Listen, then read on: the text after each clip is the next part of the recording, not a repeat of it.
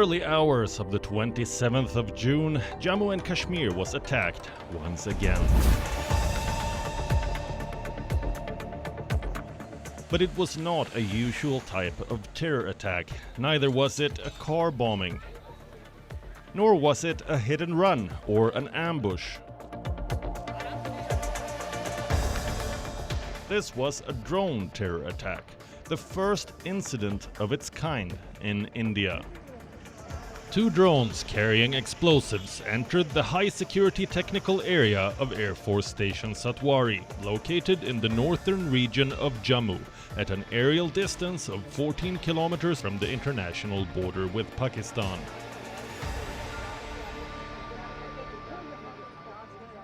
I'm definite this is the first one of its kind that so-called the terrorists had used a lethal weapon and dropped on a very important military base. Not that it caused any damage, but it can have a very serious impact. For example, if they choose a crowd, if they choose a market, and if it just dives in onto some innocent people, and there are lots of them, people can be injured or killed. And whether they dare to use it, if they use it, and what are we going to do about it? So those are the questions. It was reported that these UAVs were sent to target a helicopter hangar and an air traffic control system at the airport. But analysts say because of GPS miscalculations, the weaponized flying machines missed their target. The explosions took place within a span of 5 minutes. The first blast ripped off the roof of a building at 1:37 a.m., while the second one was on the ground at 1:42 a.m. 2 Indian Air Force personnel were injured in the explosions. I understand that this is the first kind of attack of that kind in India, and it's one of the first kind that is happening between countries. But it is important to understand that in the end of the day, after all the dust will clear, it's yet just another tool. And the same way India knows how to mediate risk of going through the borders, risks of tanks, risk of missiles, we need to understand how to mediate the risk of a drone.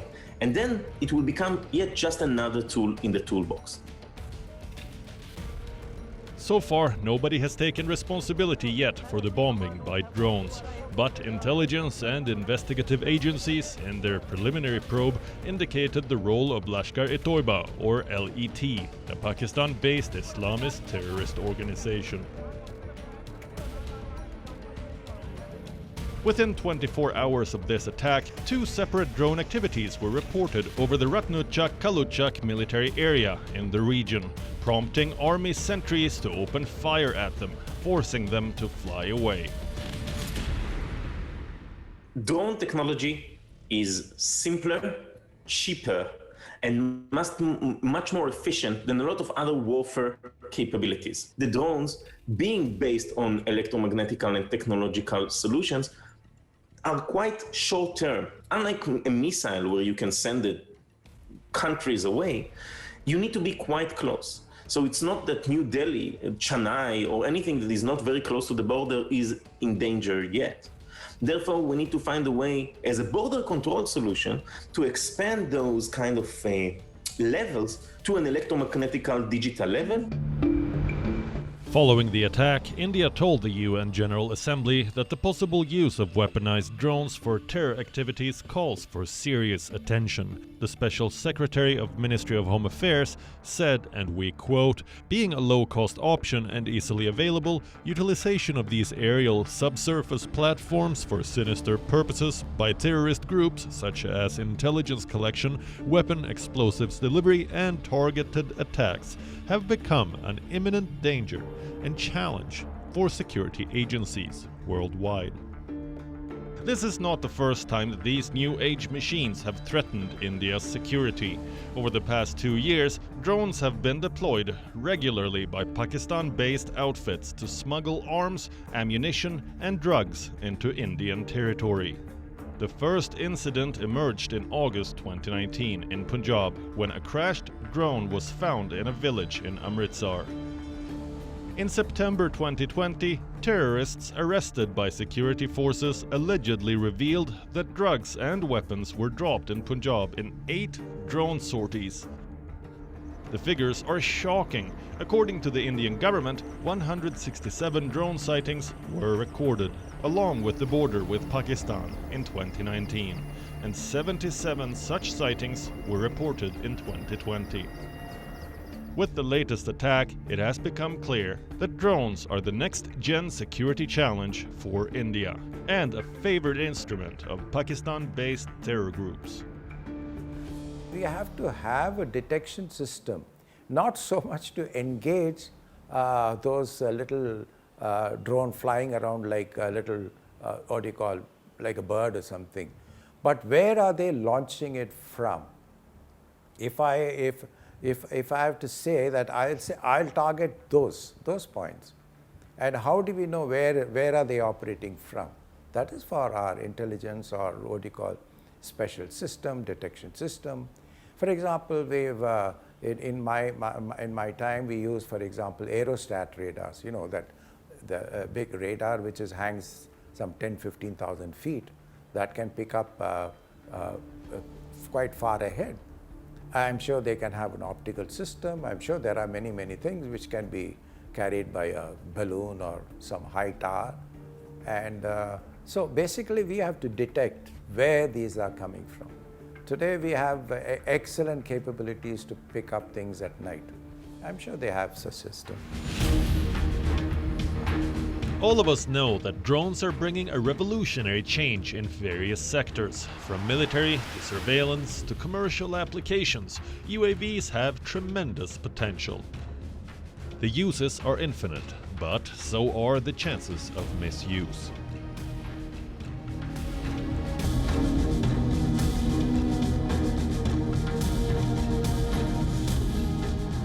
While the US Army deploys drones against ISIS and other terror groups in Iraq and Afghanistan, ISIS too regularly uses drones to attack US and Iraqi forces.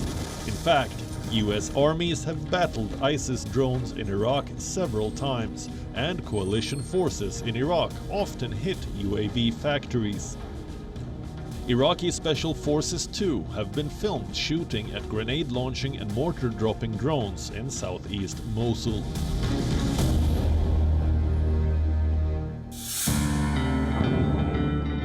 In 2019, 10 explosive drones attacked the world's largest oil refinery in Saudi Arabia, disrupting the heart of the kingdom's oil industry. Yemen's Houthi rebel group claimed responsibility. Saudi Arabia's missile defense system failed to stop the swarm of drones and cruise missiles that struck the oil infrastructure. These attacks left the world stunned.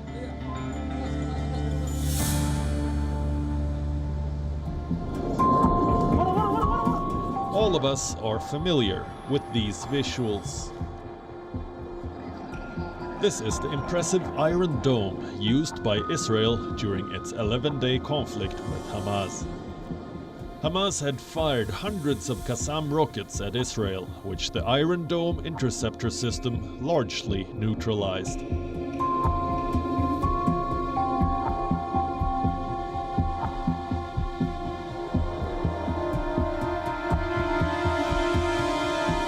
They also launched a small kamikaze drone or loitering munition known as Shahab, an unmanned aircraft packed with explosives and employed as a miniature cruise missile.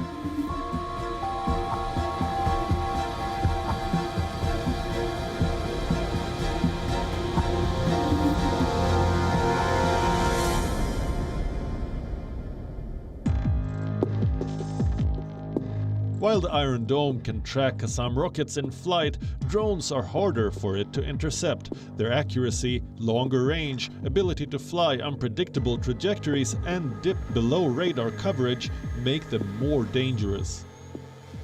It's not the drone terror age, but it is the age where terror uses drones. And therefore we need to utilize equipment to stop that. Look at the 11-day war that we've had in May here in Israel. a very unfortunate war. Hamas has utilized drones again and again and again, but it was one part of the whole puzzle. It didn't even came to the news. In 2018, an assassination attempt by drones took place in Venezuela. 2 drones packed with explosives flew towards the Venezuelan president. Both the drones were packed with around 1 kilogram of plastic explosives each. One of the drones was set to explode above the president, while the second was set to detonate in front of him. But the vigilant Venezuelan military foiled the plot just before it was to take place. The military knocked one of the drones off course electronically. The second drone crashed into an apartment building about 2 blocks from where Maduro was speaking. While the assassination attempt was unsuccessful, it raised the hackles of security agencies around the world, especially in a country like India, where terrorist threats are always imminent. Let's take a look at how countries are tackling the growing menace of terror drones.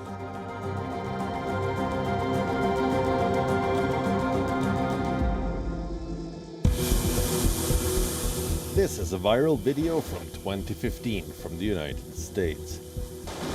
An 18-year-old man faced the heat after he posted a video that showed shots being fired from a drone that had been rigged with a handgun. A resident of Clinton, Connecticut, Austin Howard had created the drone with the help of his professor.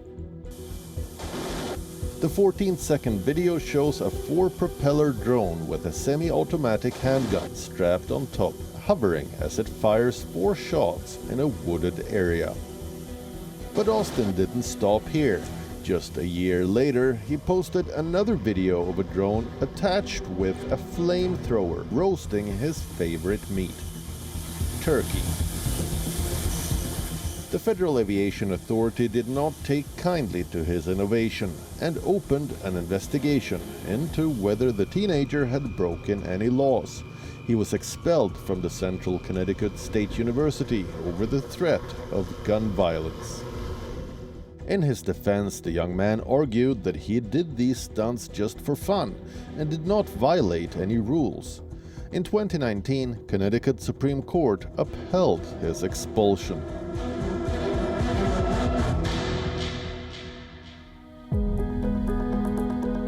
And this is where the problem arises. There are loose ends in rules and regulations regarding drones in most countries. In the same country where Austin was expelled, a flamethrower drone attachment is being sold online by company Throwflame, and that too without any background checks. According to the company's website, anyone in the US can buy the unit, as flamethrower drones are federally legal and not considered weapons. The attachment can be used for agricultural burns, to melt snow, or for pyrotechnics. But is there a need to attach a flamethrower to a drone?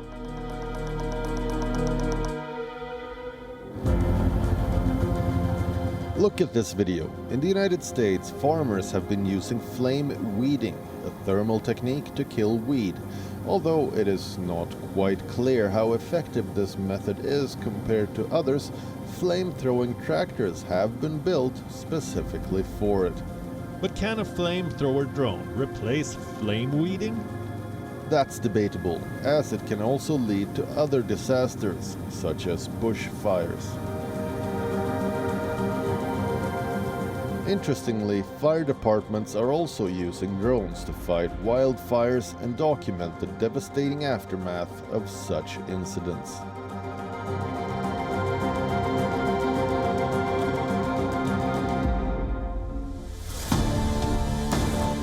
Last year in central China, a drone was converted into a flying flamethrower to destroy 100 wasp nests. Just imagine how dangerous this device would be if it ends up in the hands of miscreants.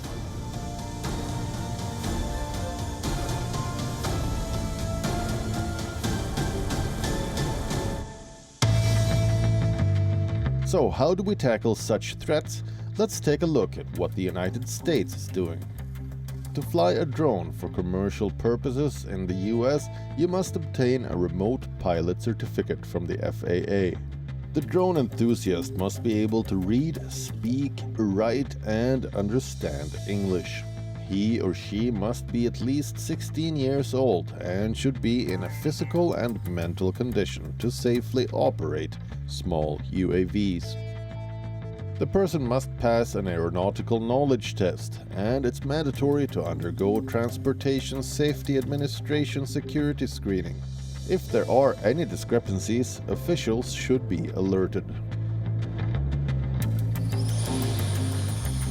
The regulations for flying unmanned aerial vehicles keeps changing.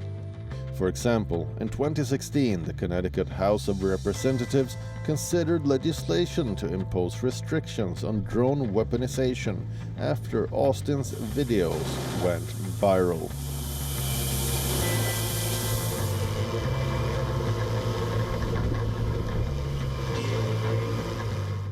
In December 2019, the FAA proposed a rule requiring all unmanned aircraft systems to be equipped with a device to identify them. A year later, in December 2020, the FAA announced the system Remote Identification, or Remote ID, would be required in 30 months.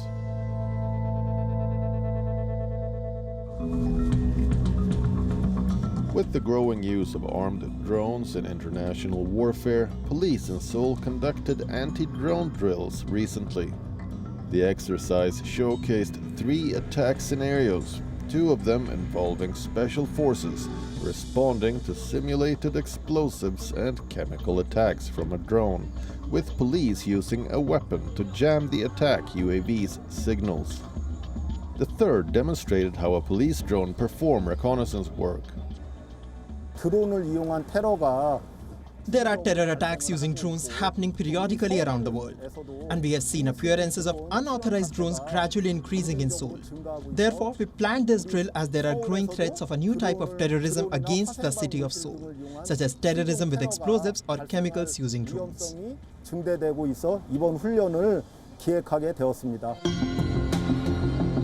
Jammers are commonly used to counter drone terrorism.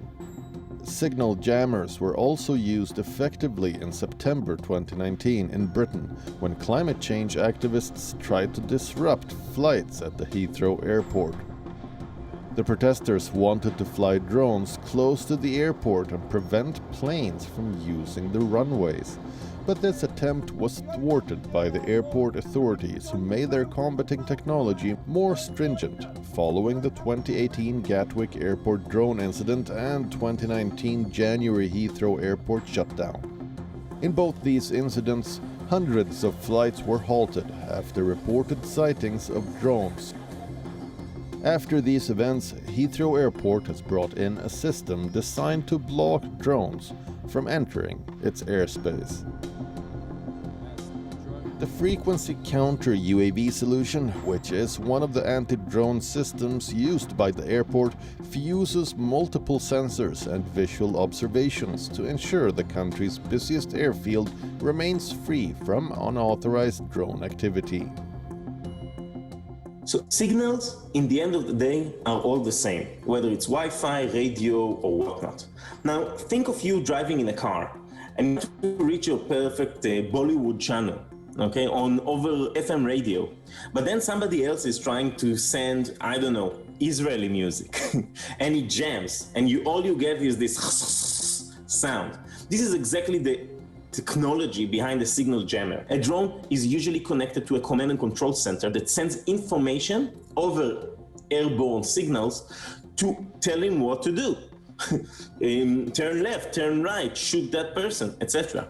If we can identify the signal array, the ether, on which the information is being sent, and then jam it using different information, we will create the hiss sound to the drone, and then it will be left useless. And how about trapping drones without using any GPS or any other technology for that matter? In France and the Netherlands, Golden Eagles have been trained to take down mini unmanned helicopters that stray into secure airspace. watch it to believe it.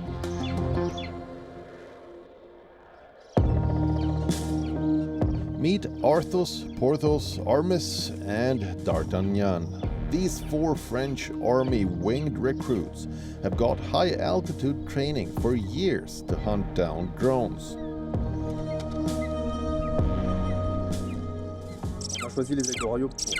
We chose golden eagles for their strength, their size. The drones we target weigh between 2 to 4 kilograms, so they are relatively heavy and dangerous.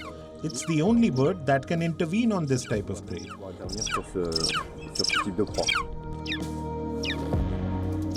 The program started after drones were spotted over a number of restricted sites, including nuclear facilities.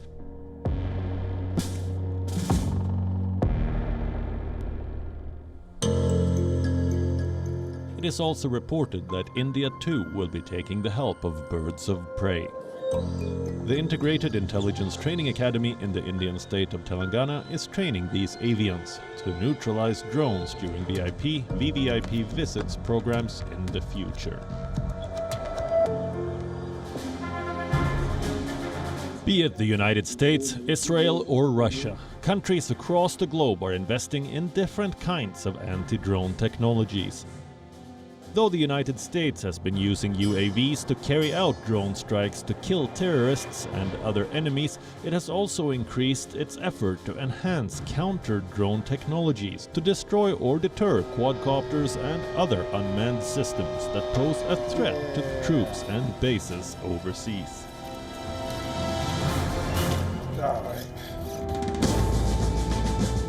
This is a net gun-armed multicopter called Drone Catcher. It can safely remove illicit drones from the air. The catcher detects an illegal drone with the help of multiple onboard sensors. Once the target is identified, the quadcopter eventually takes down the drone with a net. And then there are drone guns.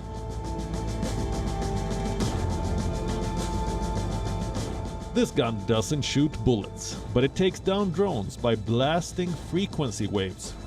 With minimal technical training required, drone guns can shoot down targets in a long range. Recently, Belgian security personnel were seen carrying anti-drone guns as President Joe Biden met with His Majesty King Philippe, King of the Belgians, at the Royal Palace in Brussels. Many kinds of drone guns are available in the market, and these countermeasure guns are always on the security checklist for high-profile events, such as G7 or G20 meets.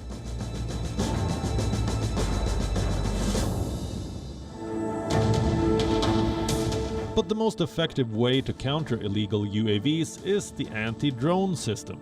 According to reports, anti-drone systems will soon be deployed at various military bases in Jammu and Kashmir.